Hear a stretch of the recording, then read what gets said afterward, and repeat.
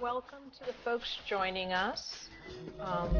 We're going to get started here in a few minutes, but while we're waiting, wanted to just start out with a few tech tips. And so, as you all know, that there are going to be like essentially 3 sections to our talk today.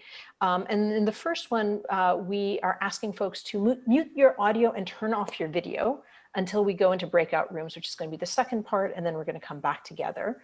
And to do another really nice way to set yourself up for this event is if you go if you just want to see the speakers for the first part, since everybody else will be on mute, if you go to your video settings, so that's the kind of lower left-hand corner where you see the icon for the video. And if you click on that, it gives you video settings, and you can go in there and hide the non-video participants so that all you see are the speakers. So that would be myself, Dwaign, and David. So if you want to do that, please feel free to do that. And then if you have any tech questions, you are welcome to private message Anna Yulsman in the chat. And we're asking that folks just hold your questions and comments until we get to the small groups and then also come back. And then just as a kind of upfront reminder, we are recording this and we will be sharing the main session, but not the breakouts. So with that, I think we are going to get started. So welcome to this talk on disrupting the status quo. And our speakers today are Dwaign, Tyndal, and David Meyer. And before I get into some introductions, I wanted to do just a little bit of framing of why we are doing this today. So almost 2 years ago, the Northlight Foundation approached me and my colleague, Anna Baptista, at the New School. We're both professors there. I'm a professor of management, and Anna is in the environmental policy and sustainability management program. And the Northlight Foundation asked us to design a fellowship for the environmental justice movement. And we started out by doing a landscape assessment of the movement. And we surveyed more than 100 leaders, grassroots leaders in the movement. And we also interviewed about 50 leaders in terms of what kind of fellowship would be supportive of them and the work that they want to do. And we came up with this idea of a 2-year fellowship that would help leaders create the space for leaders, but also help them develop their capacity to take more risky and disruptive actions. Given the urgency of the climate and environmental crisis that we're facing, we realized that we needed to be accelerating change. And as part of that, we realized that there were some questions that we ourselves had that we didn't know the answer to. And in particular, we wanted to really answer and engage with those questions at the intersection, both of practical on-the-ground experience of grassroots leaders and base building leaders in the environmental justice movement. And this is where Dwaign comes in. And then also because we are a university and recognizing some of the sort of tools and supports that an academic institution can bring, we also wanted to do in conversation with scholarship and academia. And so what this conversation is, and it's probably unlike many others, which is it's not a presentation by either Dwaign or David, but really it's a conversation at that intersection of scholarship and activism. So on the ground, wisdom and practice with historical knowledge and patterns that is often studied in academic literature. And so we really wanted to bring those two wisdoms together to ask this question around what would it take to create more disruptive actions to accelerate environmental justice work for climate change. So that's the framework of this. Now I'm gonna do quick introductions and then we'll get into this conversation. And actually, can we just go back to the slide deck so we can share the format of the talk before I do that? So, there we go. All right, so the format is going to be Dwaign and David in conversation. For the first part, we're going to take a very small break because we know that we shouldn't all be on Zoom for hours on end. Then you're going to be in very small breakout discussion groups where you'll have a chance to talk to each other, get to know each other, and really grapple with some of what you heard in this conversation. And then we're going to come back and ask some follow-up questions. So that's going to be the format. And with that, I'm going to start with the introduction. So I'm going to start actually with Dwaign Tyndal, Executive Director of Alternatives for Community and Environment, an organization in Roxbury, Massachusetts. It's a 25-year-old organization that has been working with community to build the power of people of color and low-income communities to eradicate racism, classism, and environmental injustice. And Dwaign has, as the executive director, but in the span of his career, has worked for 25 years, working in areas of economic development, community neighborhood development, and particularly youth and workforce development. So Dwaign is somebody who is deep roots in the community and has done this work from a really practical, day-to-day, year-to-year, decade-to-decade approach to this work. And then we have David Meyer, who's a professor of sociology and political science and policy planning and design at UC Irvine. He has been the author of 9 books, and my most favorite book is his recent one that he co-edited with Sidney Tarrow, The Resistance, the Dawn of the Anti-Trump Opposition Movement. And I imagine, David, that you can update that book now in some very interesting ways, given the most recent activism that has happened. But it's also a book that I highly recommend. I will say that for myself, after reading it, it helped me understand why we as a country have nominated Joe Biden as the, the Democratic candidate. So it gave me a broader context in which to understand this particular historical moment. And I think that's in some ways both what academia brings to this conversation, and then once again, what Dwaign brings to this conversation. So getting started, my first question to both of you is that while I just talked about your accomplishments in your bios, I really wanted to hear a little bit about what brings you to this work and what drives you? What is your core purpose in this work? And let's start with Dwaign.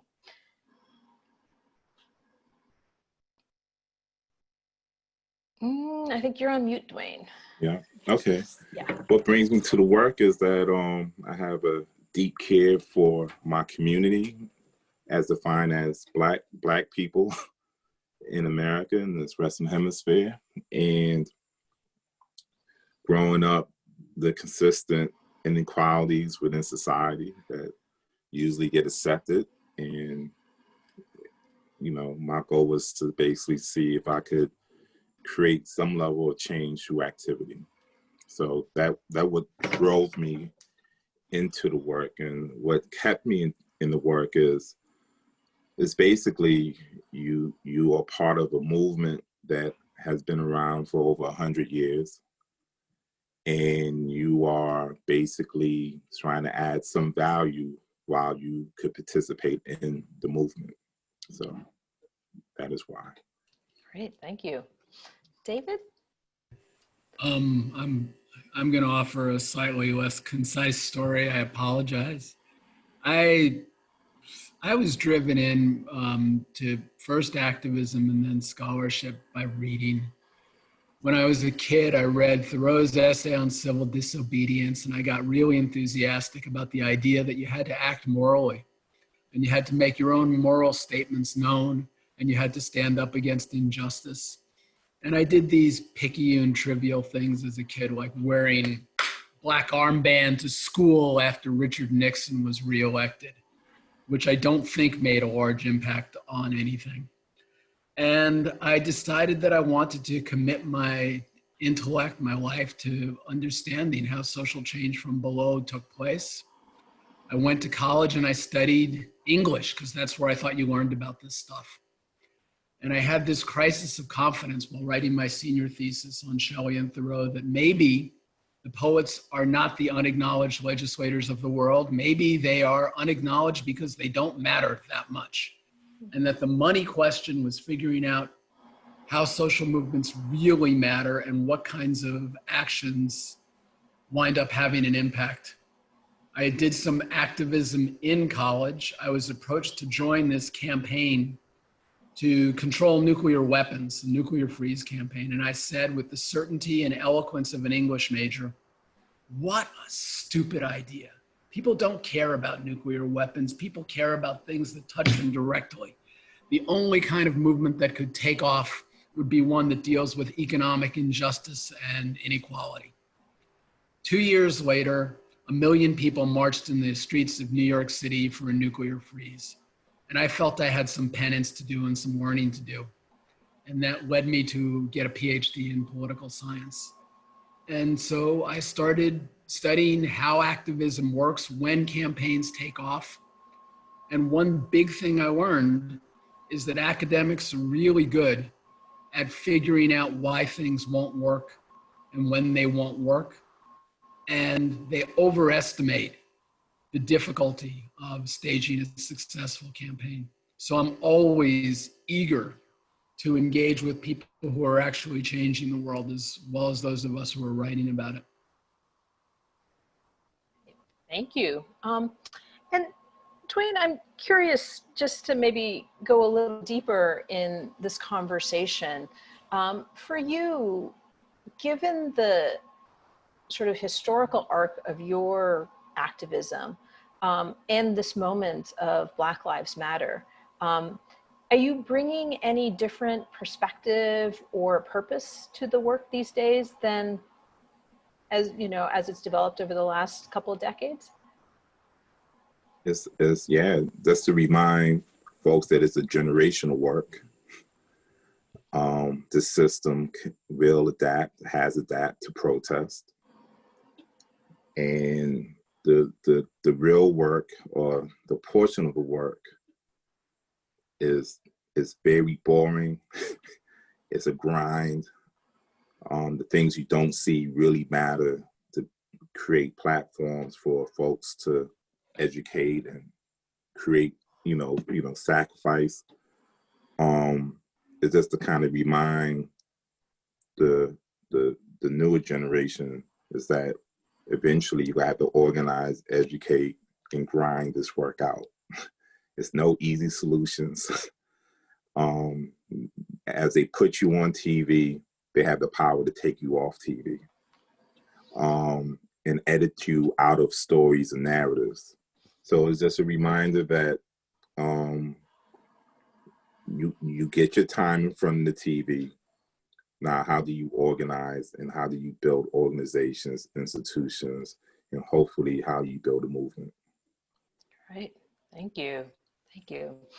So the topic for today is disrupting the status quo, frameworks for accelerating change. And in particular, one of the frameworks that we have been grappling with and thinking about a lot, particularly for the environmental justice movement, has been the framework of just transitions. And so I'd be curious to hear from both of you, what's the perspective that you bring to this idea of disrupting the status quo and also frameworks for accelerating change? And maybe since Dwaign, you're unmuted, let's start with you again. Sort of what's the perspective you bring to this idea of disrupting and accelerating? I think the disruption is more subtle. The real disruption is having a broad coalition of community beginning to ask the questions of how you create that type of change. The top-down model of the great leader and the tradition of Black oratorical centered leadership only could take you so far, because when they take those leaders away, which they have in the past, the reality is like the movement must continue. So how do you teach, educate a broad section of community life and neighborhood stakeholders that if leaders fall down, can the movement, can organizations and institutions continue to move forward? And again, that is the unsexy part of the work. That's the quiet part of the work that I think all great organizations and movements in the past, and I think David has clearly more knowledge, really invested the resources in trying to get the information, education, how to organize, how you bring people together, how do you impact change. But it can't be a cadre of the few or of the elite of the community. It has to trickle down deep within community, neighborhood life. One of the questions that comes up often around disruption, and this is just to sort of go a little deeper here, and particularly with community groups, is often there's a tendency to kind of shy away from being disruptive because it is felt like community and people who are low income, folks of color, people on the margins who have very little safety net have the most to lose and the most to risk when it comes to disruption. And how do you approach that from a real kind of bottom-up community perspective? I believe it's principles and values is your guide. And, you know, as Dr. King said, longevity has its place. But if the survival of said organization is not as important as survival of neighborhood and community. So even as a nonprofit, if you create disruption or radical change, it's a blowback effect. And you could be strategic as much as you can, but it's still, eventually they like, oh, we know what you're doing. And you have to have a walk away, or you got to have the plan B that this may need to be shut down, but the movement continues. So the survival of organizations is not as important as the survival of neighborhood and community based on principles and values. Right. Thank you. Can we look at that word disrupt for a second? Because there's this tendency when we look back at the movements of the past to just obsess about the dramatic moments and disruptions, and to see a story that winds up being crazily oversimplified. So, you know, when I ask my students what they know about the civil rights movement, if they can name any heroes of the civil rights movement, it's usually two. It's usually Rosa Parks and Martin Luther King. And there were lots of people doing lots of things. And we talk about Rosa Parks not moving to the back of the bus on that day in December 1955, and that was important. But that was built into over a decade of organizing work that she had done and that citizens in the community had done preparing for that moment. So Rosa Parks could do a certain kind of disruption at a certain kind of time, but there's all kinds of disruption. When Colin Kaepernick kneels during the national anthem, that's a disruption. Nobody should have gotten hurt from that, and only he did. But this morning, the white comedian, Jim Gaffigan, posted a whole bunch of anti-Trump stuff saying, wake up. And apparently he's never done political stuff before. And Twitter is ablaze with people talking about how wild Jim Gaffigan, the white comedian, is. That's a kind of disruption too.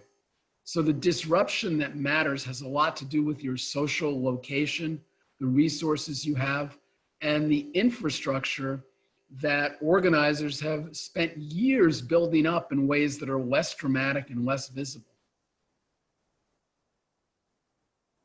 Also, I would like to add is that there's so many traditions of disruption. As they were pointing out, people always point to the civil rights movement, but basically the strongest and one of the greatest organizations was the United Negro Improvement Association. And it was a self-sufficient organization led by Black people, funded mostly by Black people, and created a definite type of direction for Black people. So the reason why I brought that up is that if you're good at disrupt, you got to have some level of independence. Right? It's hard to be disruptive if you are totally dependent on government foundation sources. And that's why, relative to our community, whether it's Masons or Elks or fraternities, sororities, you have to have an independent, or the Black religious tradition, you got to have or Black historical Black colleges, you got to have some level of independence to actually stand up consistently for your principles and values. You know, like I want to just amplify that. I think you're right on target. And I think you need a community of support in order to do sustained activism. The stuff I got wrong when I was a kid reading about this stuff was very romantic. Like the individual stands up against society and then the world changes. But that's not really how the world changed. Rosa Parks, for example, was supported by the NAACP and the Montgomery Improvement Association, organizations where there were people who were trying to watch her back. And when you start to get involved in any kind of organizing, in any kind of issue, the first thing you want to do is find your allies.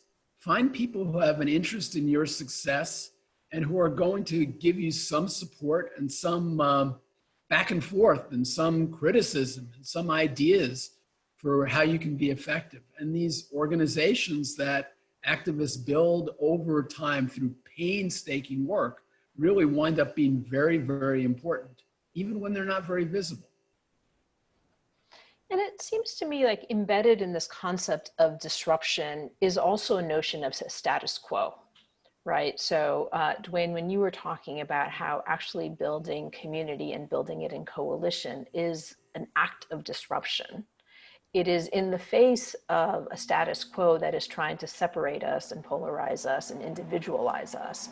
And so I'm curious to hear from both of you, what is your assessment of the current kind of climate and environmental environmental climate that we are in right now, in a way that then helps us frame what becomes disruptive action in the face of that? Let me tell you a tiny story. So there's a big climate change studies program here at University of California, Irvine, and there are all these physicists and climate scientists and geochemists and stuff who get together and talk about climate change, and they know everything. And sometimes I run into them and they're always very curious about like human interaction. And I asked this guy about Al Gore's film, the, what is it, Unenviable Truth or something like that, Uncomfortable Truth. And he said, you know, I knew all the stuff in the movie. I knew all the stuff before I saw it, and I liked the movie, but I didn't change my own light bulbs until I saw the movie. I knew all this stuff for 10 years of my studies, but until Al Gore told me to do it, it never occurred to me that I should change my own light bulbs. You don't know the moment that clicks that creates individual action, even modest individual action. And you have to keep trying lots and lots of different stuff to reach different people. And the professor of climate change at University of California, Irvine is in a different position to do something than somebody who's looking for an apartment in Boston. But the powerful organizing is giving everybody something useful that they can do. Well, I mean, it's a division between frontline communities and big greens. And until that is addressed, you're going to have a very fragmented movement. And, you know, we are trying to address those issues. And it's always going to be healthy disagreements, but it can't be basically, you know, top down, we will compromise your neighborhoods to cut deals with the power structure. And that's a major issue going forward. Like, until my neighborhood in Roxbury or in Harlem or in Bmore matters as much as your top 5 priorities as a big green, then we're going to have these type of conflicts. And the reality is that we need each other, but don't you know, and what I was trying to tell to our allies, don't underestimate our communities, because there's consequences for thinking that you could just flip on us, cut your deals, get the resources, co-opt language, and pretend that everything's going to be okay. It's not going to be okay. So it's basically, we have a lot of work to do internally, and we had to deal with the issues of race, gender, and class that really doesn't really, you know, since we all kind of care about the same things, we could kind of pretend that we can move forward, but it's still issues that we have to address on our side internally before we go into battle with the major enemies of our communities. I started doing like peace activism in the early 80s. And there was a big concern among people I worked with to diversify the base of the peace movement, which was overwhelmingly white. And there was a lot of outreach, but in retrospect, at least the people I knew, including me, didn't do a very good job at listening. Because the idea of diversifying was to get people who looked different but said the same things that we did. And that's not the way the world works. And effective coalition building means that you have to listen and be willing to re-examine your own beliefs and priorities if you want to bring new people in. If you want to bring new people in, you have to understand what their priorities and their concerns are. And grassroots organizers always know this. But once you get above the level of the grassroots, everybody's not as good at listening. It seems like, and I've heard it from both of you in kind of different ways, which is this notion of trying different things, right? So whether it is trying different things in terms of engaging community or working with communities, or even challenging big greens, or even, you know, kind of different attempts at listening and organizing. And so I'd love if either of you had some stories to share about things that you have tried that have worked in terms of challenging the system, and then also things that you have tried that didn't quite work or led to more unexpected results. And maybe we can start with you, Dwaign.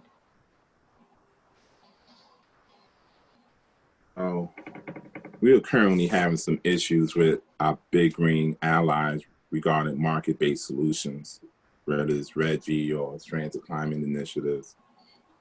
And, you know, one of the strategy was to basically to have an open dialogue initially about why we oppose market-based solutions, and then have one-on-one conversations with our coalitions with the big greens to explain to them why we were against it, and as allies, how we need to start having stronger dialogue with one another. The positive outcomes so far, and this is at the beginning stage, is that the big greens has been receptive to our issues and our policy recommendations and so forth.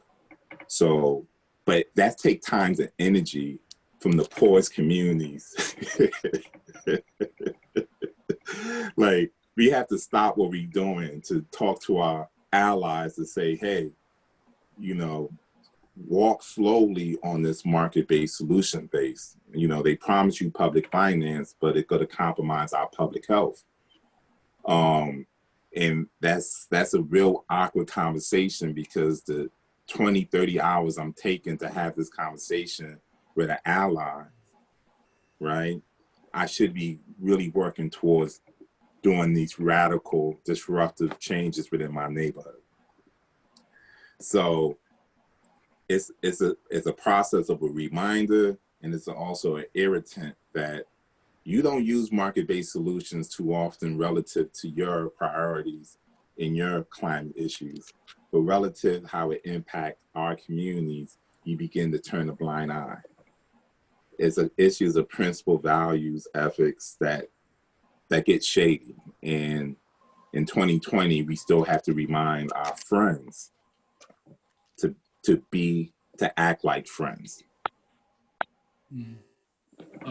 That's really good. The thing that I've been thinking about lately is we're obsessed with what works. And when we think about what works, it's like you turn on the light switch and the light goes on. And in the world of political activism and social change, sometimes you turn on the light switch and you turn it on again and you turn it on again, and then you walk away, and 2 years later you come back and the light goes on. And that doesn't mean that your pushing on that switch didn't matter. It's just that the stimulus response takes a lot longer than impatient Americans are willing to give it credit for. And, you know, we're seeing a lot of that now with Black Lives Matter. Black Lives Matter didn't start this summer after the police killing of George Floyd. You know, Black Lives Matter as a hashtag started after Trayvon Martin's killing.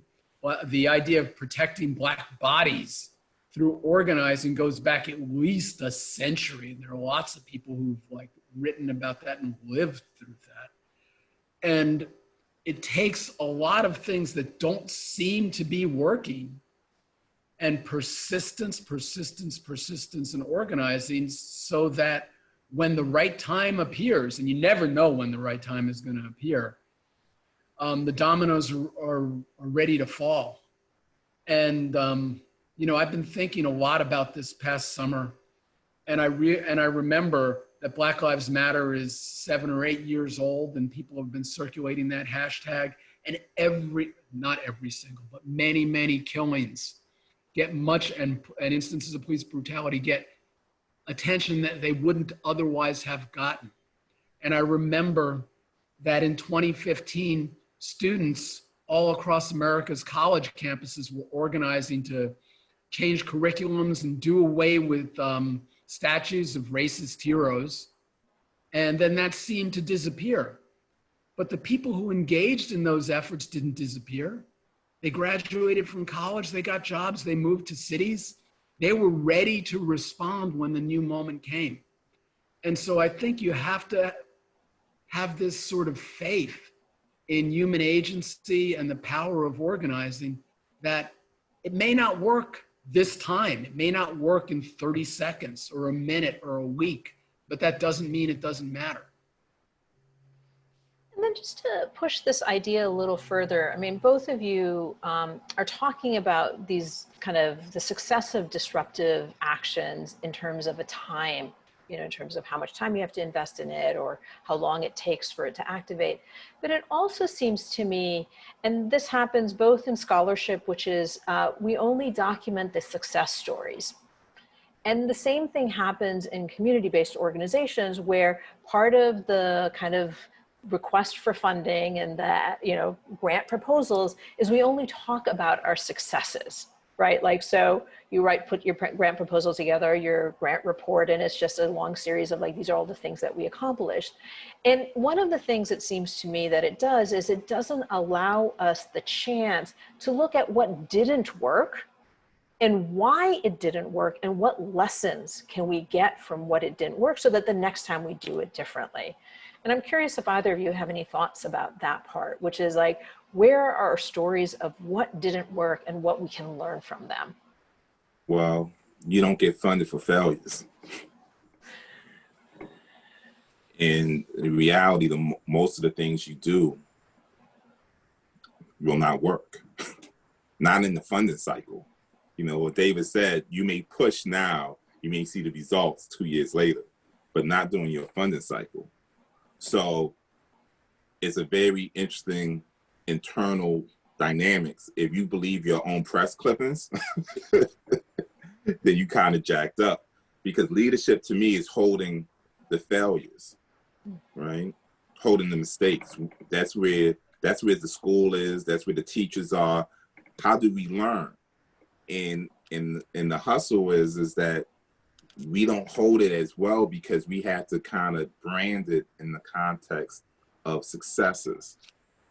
And when we know that we throw 4 things and maybe one stuck in 6 to 9 months, and that has a possibility, but that could fall apart in the next year. So you keep on defining your struggles as successes, And it's hard to have real conversations about the struggles of small nonprofits, meaning the back office. No one want to pay for, you know, a small nonprofit is a business. No one going to pay for your bookkeeper. People don't want to hear issues about, you know, those types of things that if you're a nonprofit leader, you got to worry about making sure taxes are paid, bills are paid, and you have the infrastructure behind you. So it's really interesting that a lot of, I think the real meat of our work is embedded within our shortfalls and our failures, but it's hard even from an academic perspective to find it because we have to hide it.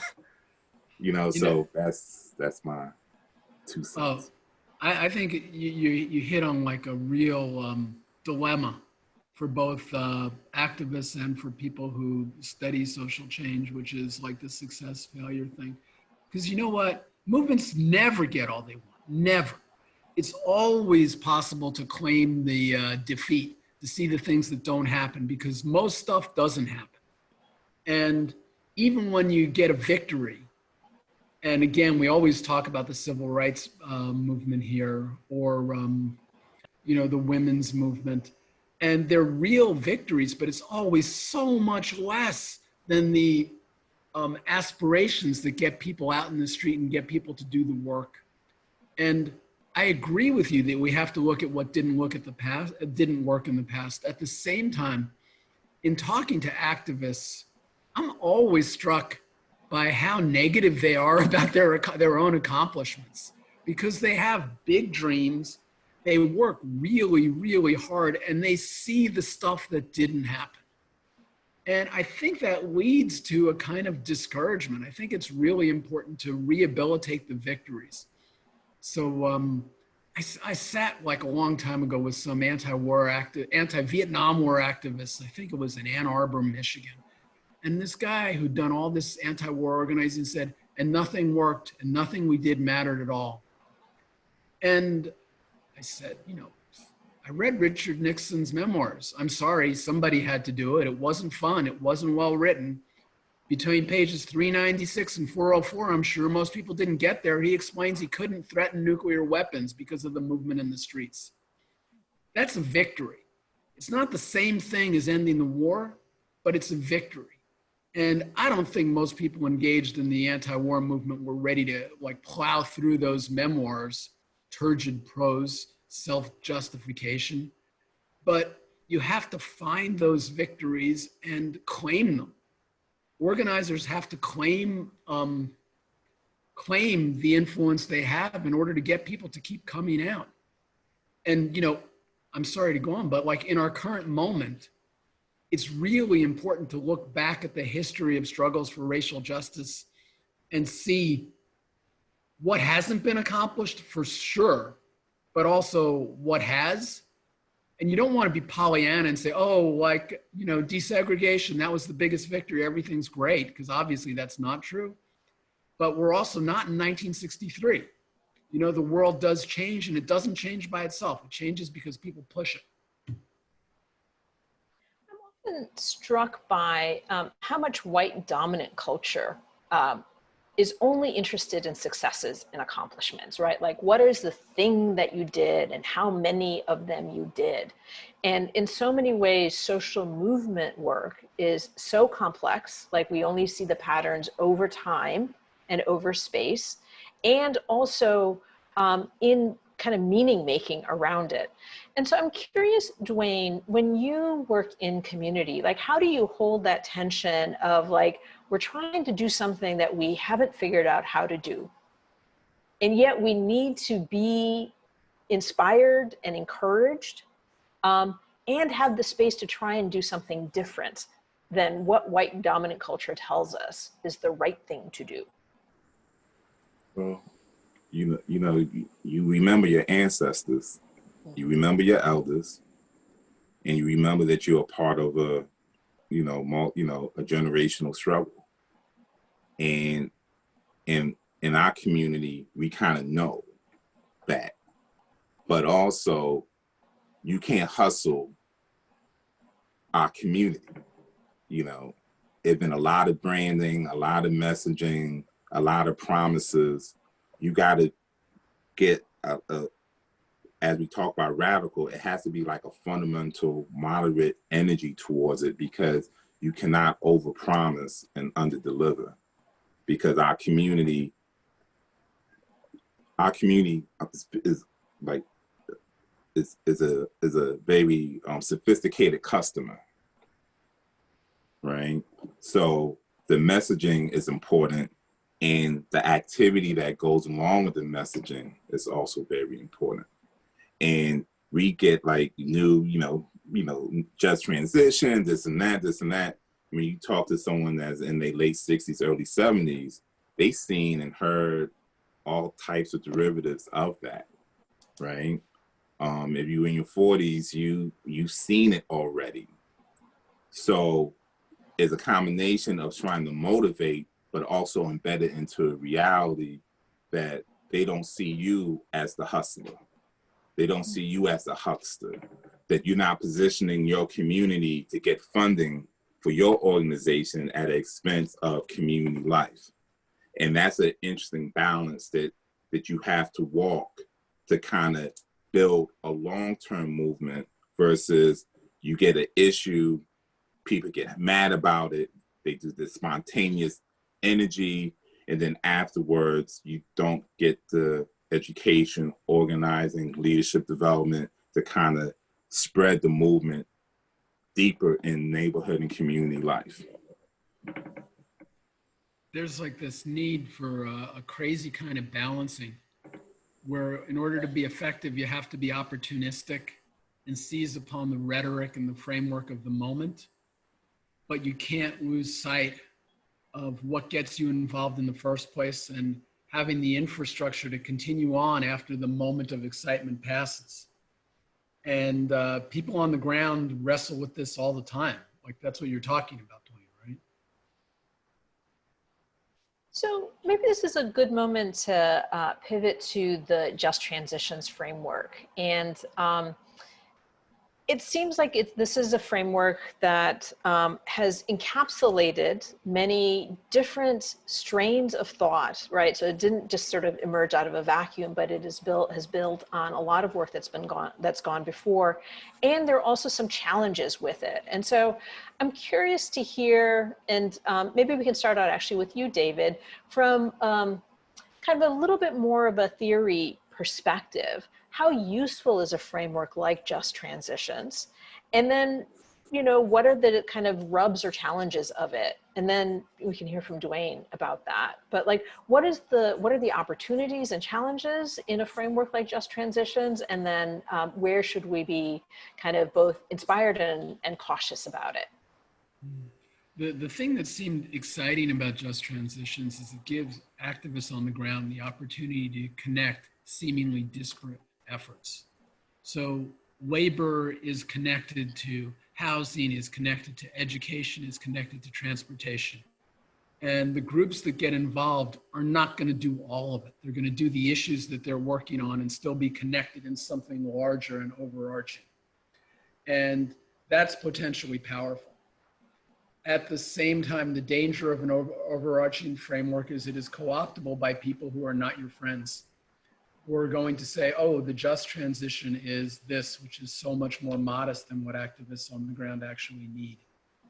And so the challenge for people on the ground who are working on housing, who are working on transportation, who are working on environmental justice, is to be able to use the framework and not be used by other people or the framework itself. In other words, don't fetishize the framework, be opportunistic and see how you can use it.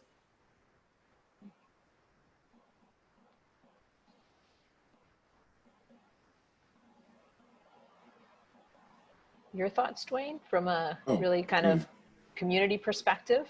Yeah, I mean, I think academics understand it.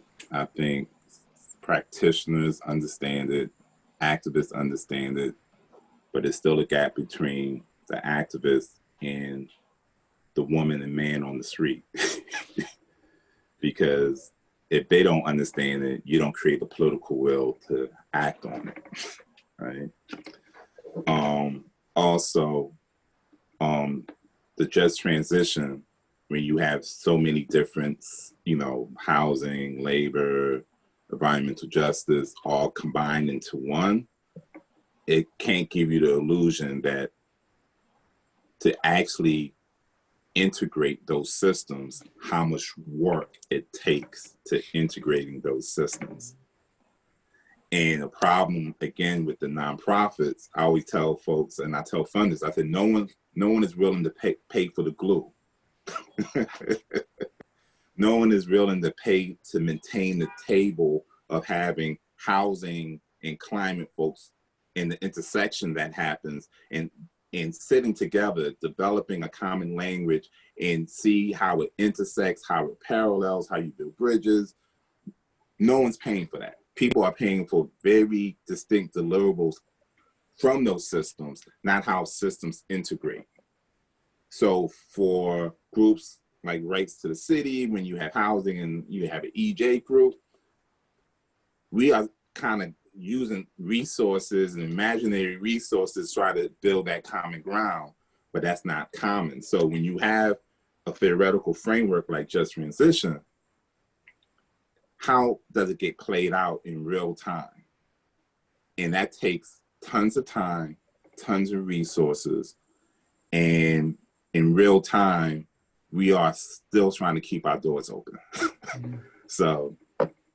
Yeah, I mean, there's this illusion, like people like me often have, that if you just say the right words and have the right framework, then boom, social change happens.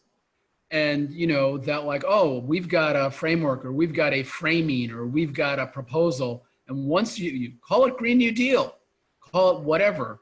And then once you say the right magic words, the organizing on the ground magically takes place. And that's just not the way it works. It's, the frameworks and writing and terms are all available for people to use, but the organizing on the ground still is at the root of everything. And of course, like, Dwaign, you have to, like you said, you have to keep your doors open so you can do the organizing. And paying for a bookkeeper just doesn't seem like an exciting thing for a philanthropist who wants to change the world. But you better have your books in shape when there's an IRS that's ready to audit. Just to push this conversation a little forward and connect it to what we were talking about before in terms of things that have worked and not worked. I'm curious, Dwaign, in your work to bridge between community and kind of everyday folks and the just transitions frameworks, what have you learned that's successful and what has not worked? And what might we learn from that? In all honesty, I still think it's a conversation between academics and activists more so than people on the ground. So for this to actually be a meaningful dialogue, there's a lot more work to happen, within neighborhoods and communities and neighborhood stakeholders. It's almost it's like a trickle down theory and again, stuck high up in the process. If you go to even neighborhood activists and you ask them about just transition, they will give you a blank look. So maybe we could do a better job of explaining it, but right now it's a lot more educating and leadership development around that issue. And it will take years for that to kind of happen, even when it's intentional.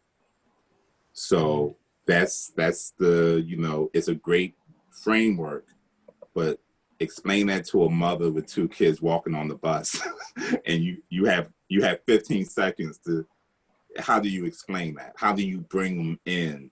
You go bring them in on what they care about, whether it's criminal justice, housing, air quality, and then but then it get complicated because I came here for the movies. Now you giving me something else, right? So, people may care about their issue, but that large, big picture issue is a harder sell. And it's a harder sell to funders in all actuality. And it's a harder sell when you're talking to policy and politicians to explain that to them. So, yeah. So sometimes sometimes what doesn't work at one time is exactly what works sometime at another time. And persistence matters a great deal. So, you know, that nuclear freeze proposal I mentioned when we first started this conversation, which I thought would never, ever take off. The person who wrote it in 1976 or something thought that it was her original framing of the issue that made the difference. And she was brilliant. Her name was Randall Forsberg. And when I studied it as an academic, I found out she hadn't really invented it, that other people had been talking about it for 20 years beforehand and had used it as a proposal and it hadn't taken off. And what made it work in 1979 and 1980, when it didn't work in 1962, was partly an organizing strategy that was grafted to this proposal for the first time, and partly a good enemy, a hostile opponent who was easier to organize around. And some of those things were inside the control of activists, like, okay, let's organize around this issue in this way. And some of them were not. Some of them were just like, you know, why has Trump been so good for racial justice organizing? Because he's so awful, right? I mean, like, there's not, you can't gloss over that. And it's not something you'd ask for, but it's something you have to be able to exploit. So it's not all in your control. And I wish that we could say that there's a magic recipe that we could say, oh, this spice always works. When you use placards that are 16 by 12, they work much better than 18 by 10.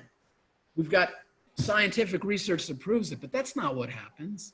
In real life, there's an interaction between the outside world, which we call like political opportunities or context, and the specific strategies that activists come up with. And you have to keep trying stuff.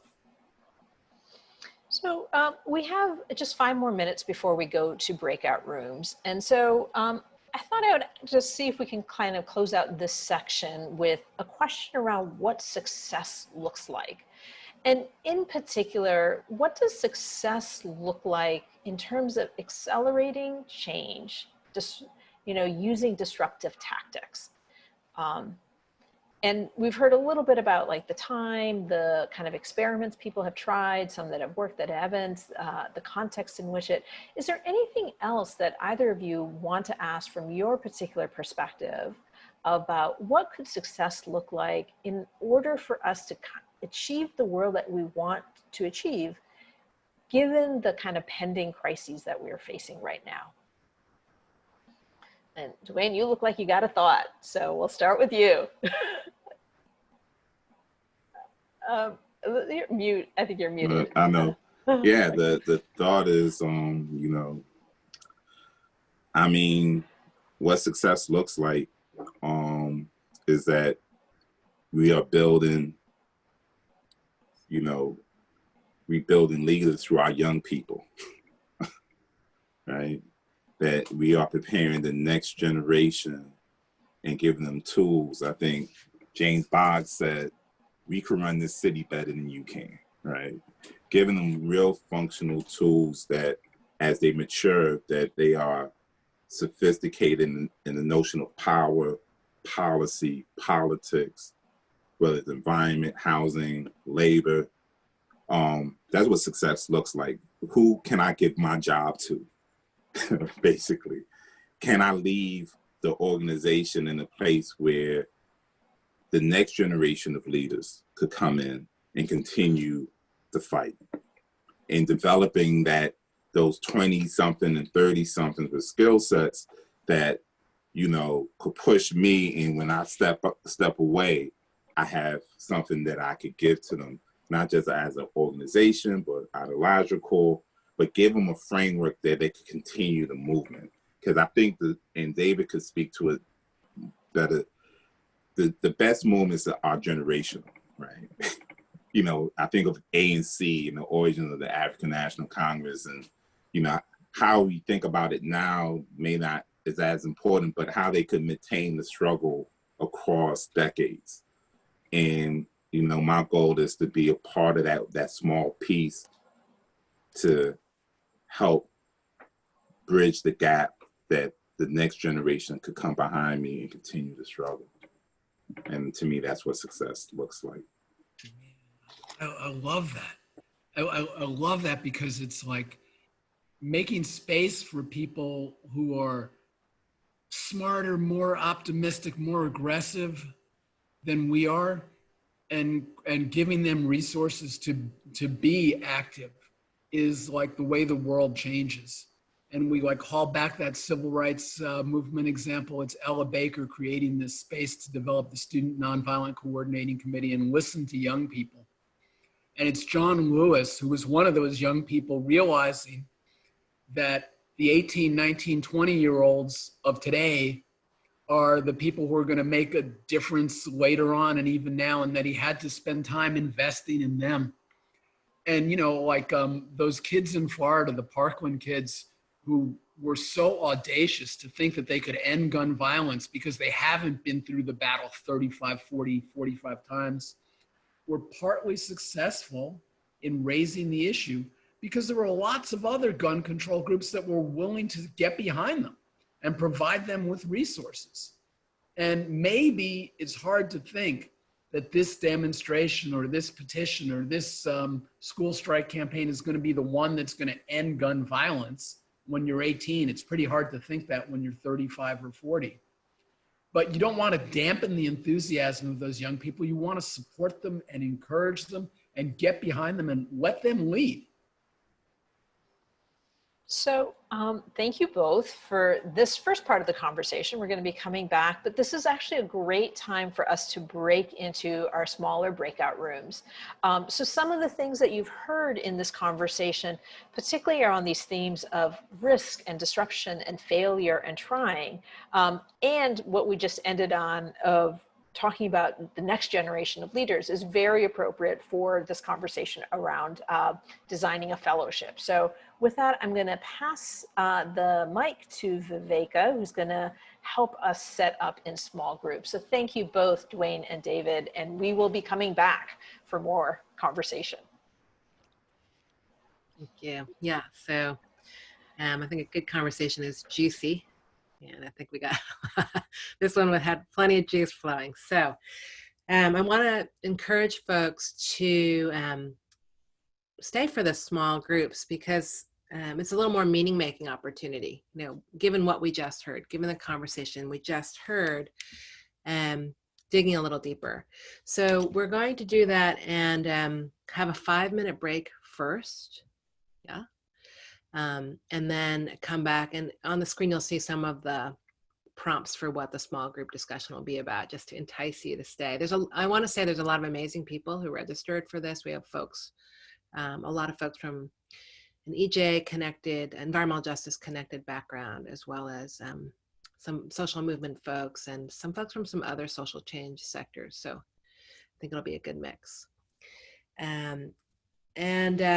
After the small groups, we actually, what we're going to do is capture some of your notes and then also come back. So there'll be time for more discussion with both Dwaign and David after the small group time as well. So one request we have is that if you are going to stay and want to be in a small group, that you stay logged on, even though you take a little 5-minute stretch. Don't leave the meeting, because that's how we'll know who to put into breakout groups.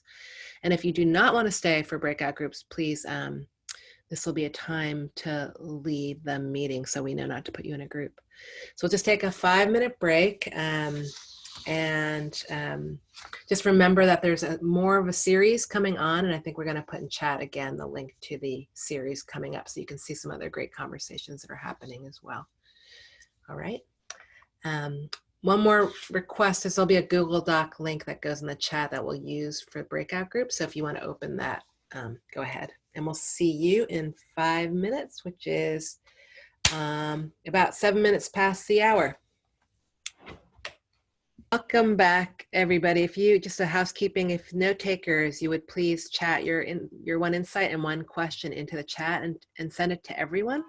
there's an option to chat everyone. So please chat everyone so we can all see what came out. And then folks, you also have the Google Doc if you wanted to browse through the fuller discussions of other groups as well.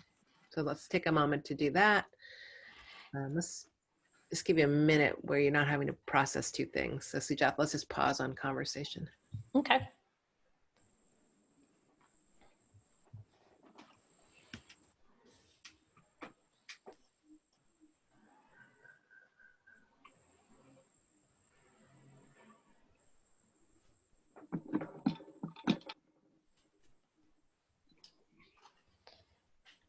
All right. While people are doing that, looks like they're coming in. So I'll just share a little bit about what David and Dwaign talked about in our little breakout group. And, there was a lot of conversation about really the current crisis of this moment. So between COVID and the financial and economic crisis and budget crisis at the state and federal level, there was just a lot of conversation about like what the impact of those crises are. And so I think my question to both David and Dwaign is, in this moment of crisis, what might be opportunities to advance the core agendas that we've already been working on? So in the ways that we couldn't imagine certain things happening, right? So basketball players refusing to play, game, and baseball players walking off the field, like things that were unimaginable. What might be imaginable as the kind of change that has been on our agenda that we can advance in this moment of crisis? And maybe we can start with you, Dwaign. So, what was radical like 6 months ago may be necessity today. So our groups have small windows to kind of push through our agendas. The thing is that politicians have a tendency to co-opt and just take a slice of the agenda, spread it over the issue and declare victory, right? So I think we have issues around the environment, around housing, around jobs, that during this side of the fiscal cycle, popular politics may be a little bit more open, but their openness is very narrow. And the work will still be like how we drill it down into the body politic. But it's a lot of work ahead of us. And the illusion of, the stopping of evictions, well, the eviction's gonna start again in many places around the country. What is our response? How do we institutionalize protection of renters and working class people? And that's where, that's what we do. That's what we go try to grind it out. So. In the chat, in the breakout room, Dwaign was playing the pessimist and I was playing the optimist. And the way I see it is the disaster that COVID has wreaked on our economy and society is an open moment where people who want change have to just push for the things that we want. And there's lots and lots of things that go here. Forgiving student debt, minimum wage, paying for an infrastructure that includes better internet, better transportation, housing. And this is a moment where, historically Republicans rail against deficits, and when they're in office, they just spend on tax cuts. And then Democrats play the responsible party and cut spending. Well, that can't happen this time. This has to be the time where a Democratic regime spends a boatload of money on things that make the world better. And some of those things are things that we take for granted, like internet service in the United States is crazy expensive and much worse than other rich countries. Why should we put up with that? That's like, you could create jobs by having people build that infrastructure. And so I see this as a moment where things could become possible. And you mentioned the basketball players, but the NBA has lots of progressive people. WNBA has more progressive people. But it was the New York Mets last night That's baseball. That's got to be like that. That's a sea change in the world. Thank you. So one of the other questions that came out of the groups was this question of how do we build solidarity across race and class in order to see our common faith? And this question in some ways reminds me to a comment, Dwaign, you made very early on in our conversation about principles and values. And so I'm wondering if you can maybe bring those two ideas together about how do we build that solidarity and what are the kinds of specific principles and values that we can use to kind of ground and root that, and that sort of becomes the through line in the work. First, we have to recognize that race is a chronic illness. Racism is a chronic illness in America. And tough times don't bring people together. Tough times historically has separated, and the worst of people comes together, comes out. I'm not clear. I haven't seen it in my life. I'm 50 years old and I haven't seen it. And I've been through a couple of recessions, different administrations, and the curse of America is race. W. Du Bois said it in the beginning of the 20th century.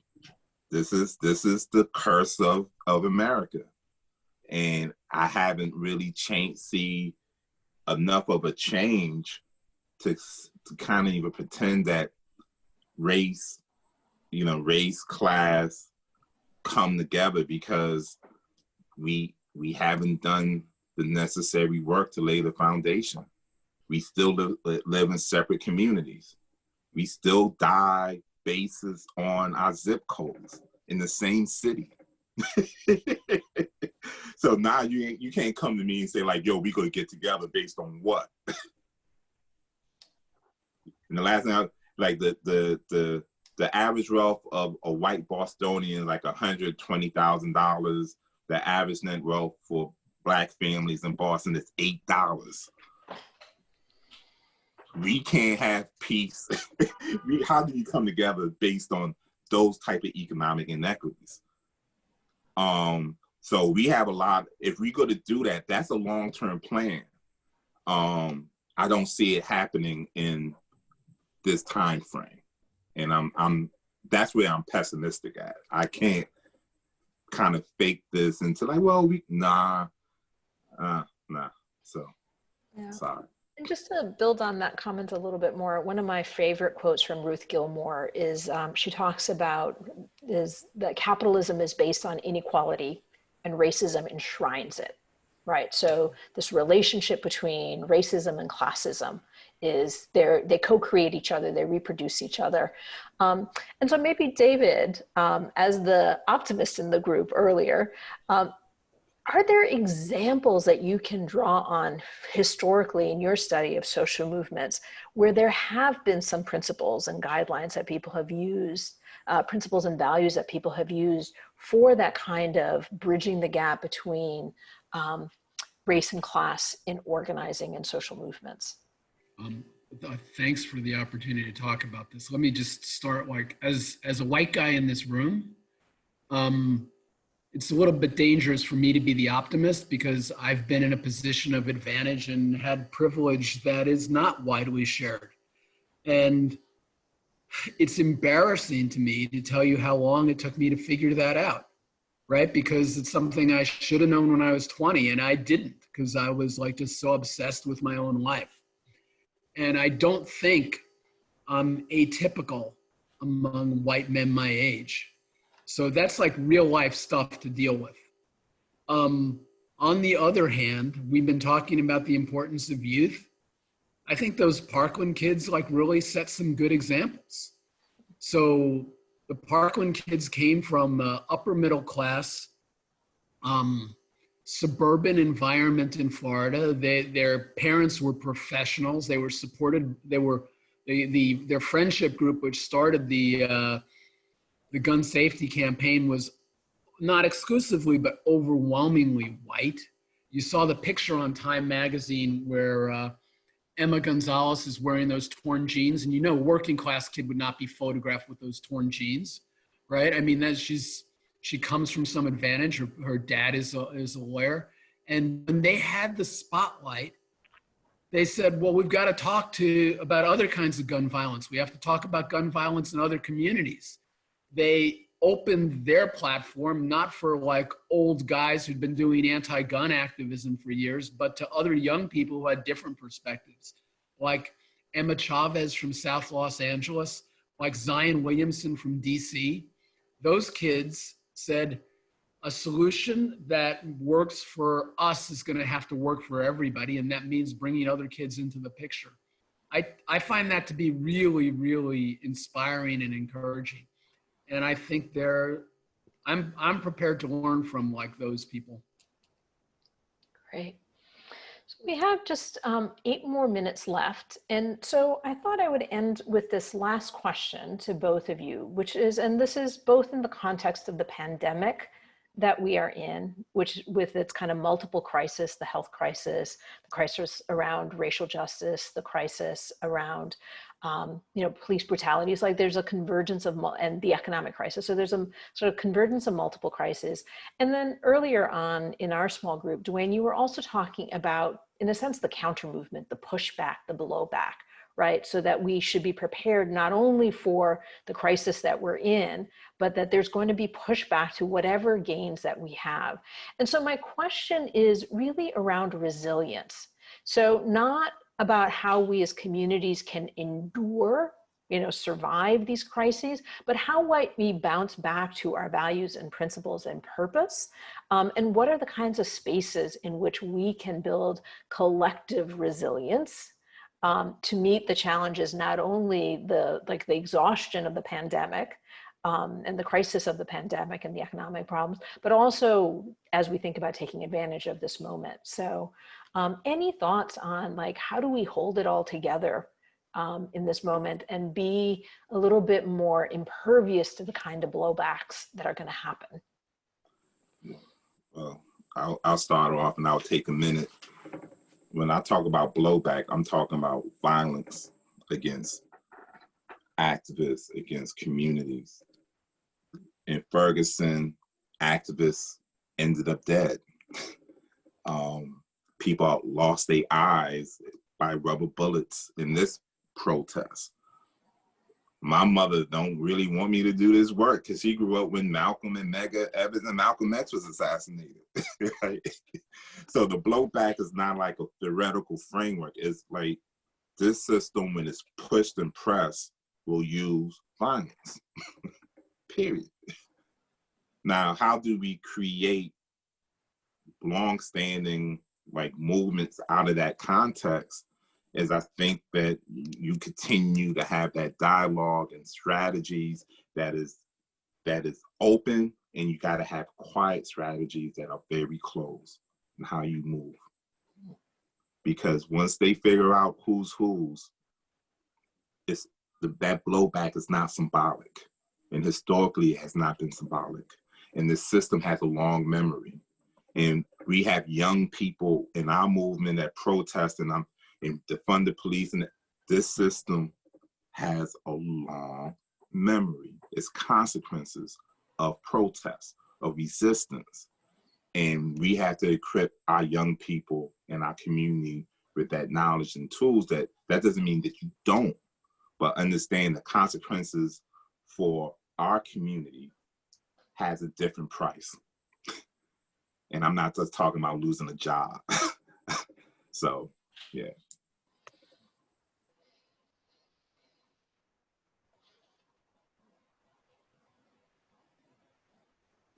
I don't think anything's easy. And I think that the people on the front lines are always going to be the most vulnerable people. And I think the really, really horrific thing about the last 4 years is the alliance between white nationalists and big corporate interests that was underneath the Republican Party for 40 years isn't underneath anymore. It's all explicit. That should be really scary. And, if Trump loses in a landslide, those white nationalists who are now you know, like storming the Capitol in East Lansing, they're not going away right away. And I think what has to happen is that the people who are closer to our side have to make policies that dramatically improve working people's lives. And there are things that they can do on housing, on wages, on debt, and that will build some sort of faith in government actually working for them.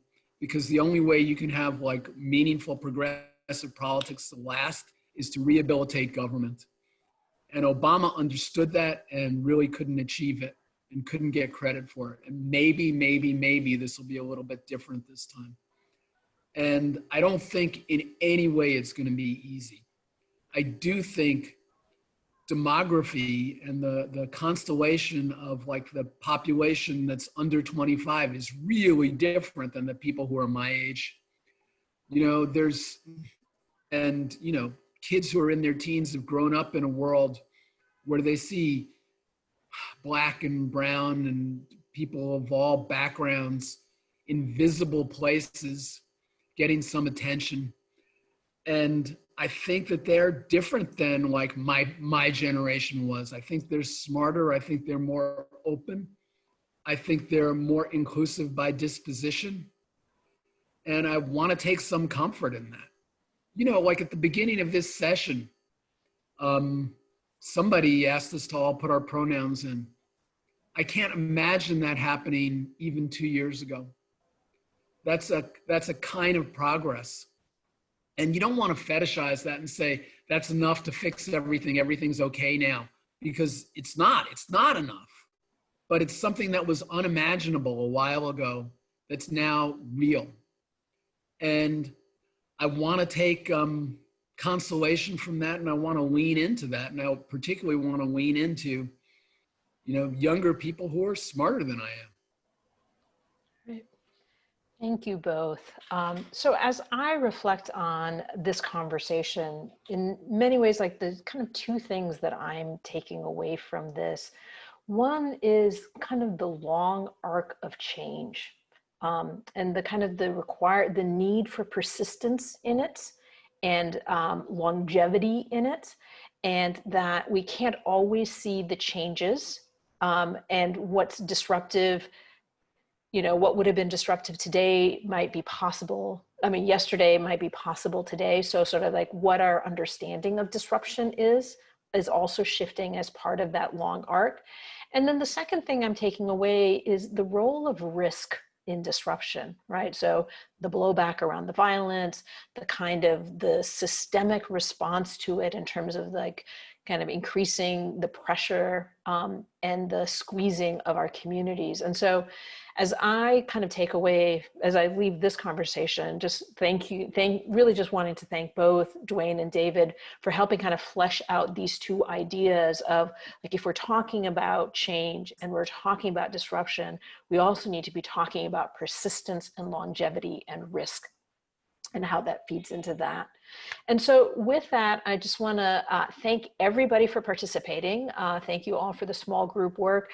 Maru, I'm going to ask you once again to put the link to, we have 4 more conversations like this coming up, each with a different topic. The next one next week is on what the environmental justice movement can learn from the Black Lives Matter movement and their strategies around sort of public protests, you know, sort of Black protests, and you know, what can we learn from that? And so that will be the next conversation. Diva Woodley and Monica, and I'm forgetting Monica's last name, so maybe Anna, you can remind us of that. Monica Atkins from CJA.